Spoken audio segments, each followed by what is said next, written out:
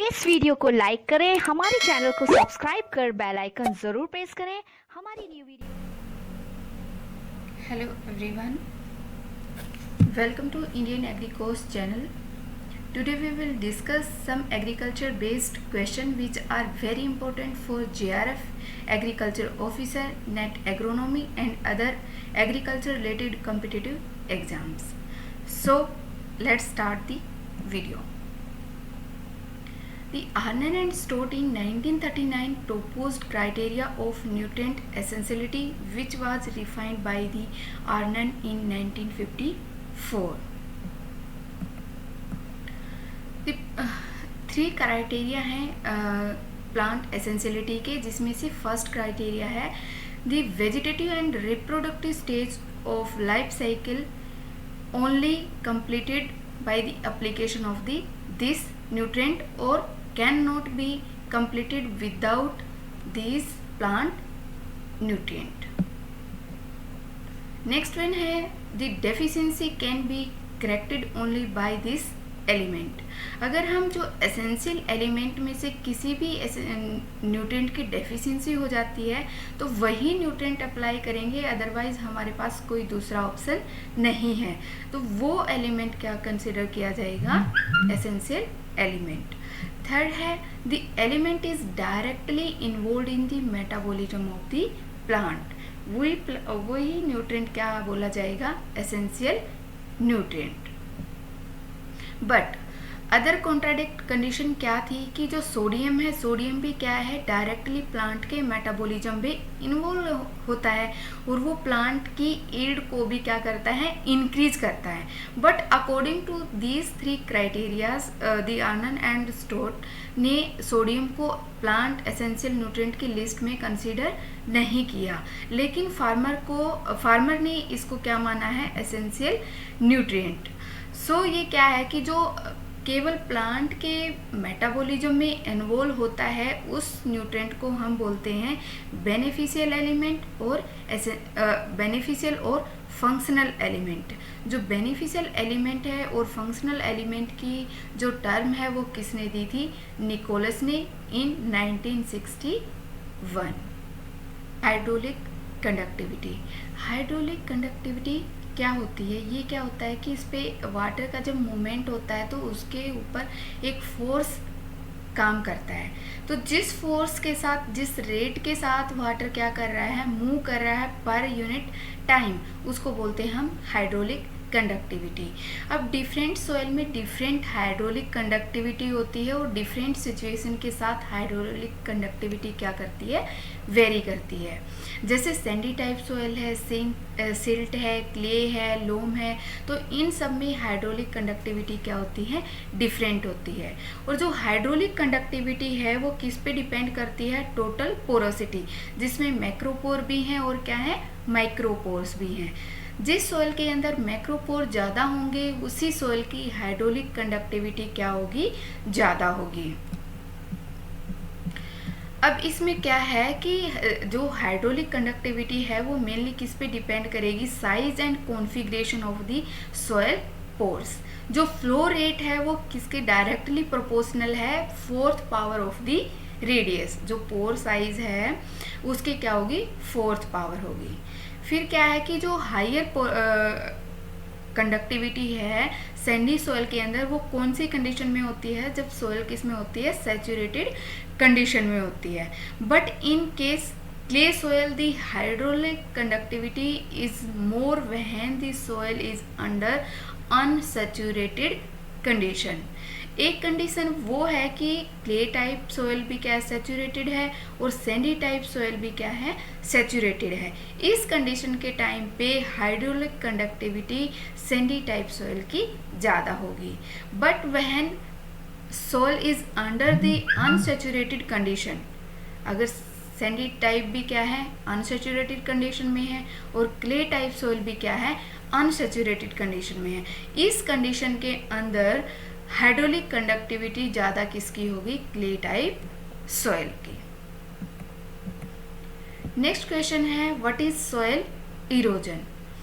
Soil erosion में क्या होता है, दो प्रोसेस होती हैं। सॉइल इरोजन वाटर से होता है और सॉइल इरोजन होता है बाय विंड। इसमें फर्स्ट जो प्रोसेस होती है वो होती है सॉइल पार्टिकल की डिटैचमेंट। क्या होती है, सॉइल पार्टिकल की डिटैचमेंट। उसके बाद उसका क्या होता है, ट्रांसपोर्टेशन होता है one place to another place. और वो जो डिटैचमेंट करते हैं उसके डिफरेंट फैक्टर होते हैं। By the beating action of the rainfall droplets होती हैं, उनका बीटिंग एक्शन हो सकता है, या फिर एनिमल्स के थ्रू हो सकता है, या फिर ह्यूमन इंटरफेरेंस की वजह से हो सकता है, टिलेज की वजह से डिटैचमेंट हो सकती है। ठीक है, जैसे ही डिटैचमेंट होगी तो इसका ट्रांसपोर्टेशन किसके थ्रू होगा, बाय द रन ऑफ कौन करेगा, water, and by the wind. Okay, फिर है the soluble form of nutrients are lost along with run off water, whereas exchangeable and fixed form are lost with sediment. अब इसमें एक logic है कि जो सोल्यूबल फॉर्म ऑफ न्यूट्रिएंट वो run off के साथ कैसे मूव करते हैं, वाटर के साथ जो वाटर मूव कर रहा है उसके साथ कैसे बह जाते हैं वो। इसमें क्या है कि जैसे हमने डिफरेंट टाइप के फर्टिलाइजर्स होते हैं, कोई वाटर सोल्यूबल होता है, कोई वाटर इनसोल्यूबल होता है, कोई सिट्रेट सोल्यूबल होता है, और कुछ फर्टिलाइजर्स होते हैं, न्यूट्रिएंट हो जाते हैं, वो क्या होते हैं, एक्सचेंजेबल साइट पे प्रेजेंट होते हैं। कुछ न्यूट्रिएंट क्या हो जाते हैं, फिक्स हो जाते हैं। अब इसके अकॉर्डिंग जो इनकी साइट ऑफ प्रेजेंस है उसके अकॉर्डिंग इनका क्या होता है, मूवमेंट होता है। अब जैसे फॉर एग्जांपल यूरिया क्या एक वाटर सोल्यूबल है, जैसे ही उसमें यूरिया दो फॉर्म में प्रेजेंट होगा, एक तो नाइट्रेट फॉर्म में, एक अमोनिया फॉर्म में। अब जो नाइट्रेट फॉर्म है वो क्या है, हाईली वाटर सोल्यूबल है, तो किस में प्रेजेंट होगा, सॉइल सॉल्यूशन में। बट अमोनिया कहाँ हो जाएगा, सॉइल पार्टिकल्स के साथ फिक्स हो जाएगा, उसका क्या हो जाता है, फिक्सेशन हो जाता है। और जैसे पोटास है, पोटास कहाँ पे प्रेजेंट होगा, एक्सचेंजेबल साइट पे। तो जो भी न्यूट्रिएंट सॉइल सॉल्यूशन में प्रेजेंट होंगे, तो जैसे ही हाई इंटेंसिटी रेनफॉल होती है या फिर फ्लड आती है तो उसके साथ उनका क्या हो जाता है, रन ऑफ हो जाता है। ओके, लेकिन अगर ट्रांसपोर्टेशन होता है, जो पार्टिकल डिटैच हुए हैं अगर उनका ट्रांसपोर्टेशन होता है, तो ये जो एक्सचेंजेबल और जो फिक्स्ड फॉर्म है न्यूट्रिएंट की, ये केवल तभी मूव करेंगे from one place to another place.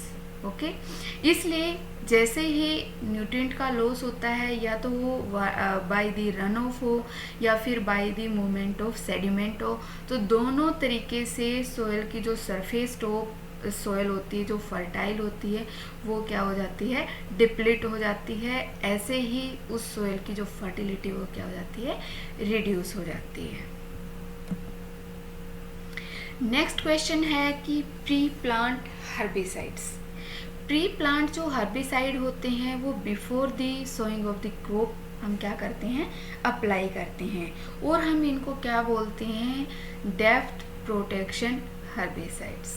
इनको डेप्थ प्रोटेक्शन हर्बिसाइड्स हम क्यों बोलते हैं, क्योंकि जो प्री प्लांट, जैसे ही हमने कोई भी हर्बिसाइड डाला है, पहले तो बात ये है कि जितने भी सीड्स होते हैं, वीड सीड्स होते हैं, कुछ सेलो लेयर में प्रेजेंट होते हैं, कुछ डीप लेयर में प्रेजेंट होते हैं।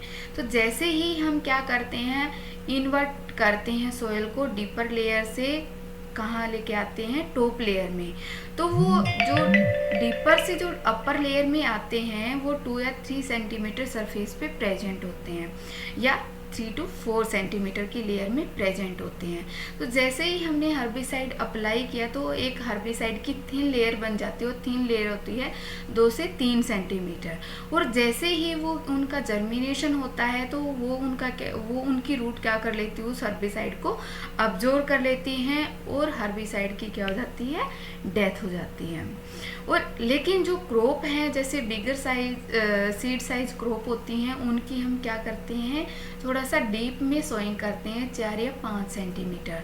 तो उनकी जो रूट है वो क्या जाएगी, 5 सेंटीमीटर से बिलो जाएगी उनकी डेप्थ। तो रूट हैं, जो क्रॉप की रूट हैं वो तो अब्जॉर्ब कर नहीं पाएंगे, लेकिन किसकी रूट अब्जॉर्ब कर पाएंगी, जो वीड्स हैं। तो ये जो प्री प्लांट हर्बिसाइड है ये किसको अफेक्ट करेंगे, ओनली वीड्स को। ठीक है। तो इस बात का हमें क्या रखना पड़ता है, थोड़ा सा ध्यान रखना पड़ता है। जैसे ही हर्बिसाइड वीड्स हैं हर्बिसाइड के कांटेक्ट में आते हैं तो वीड की क्या हो जाती है, डेथ हो जाती है, बिफोर प्री एमर्जेंस और shortly after emergence. Okay, thank you everyone for watching my video.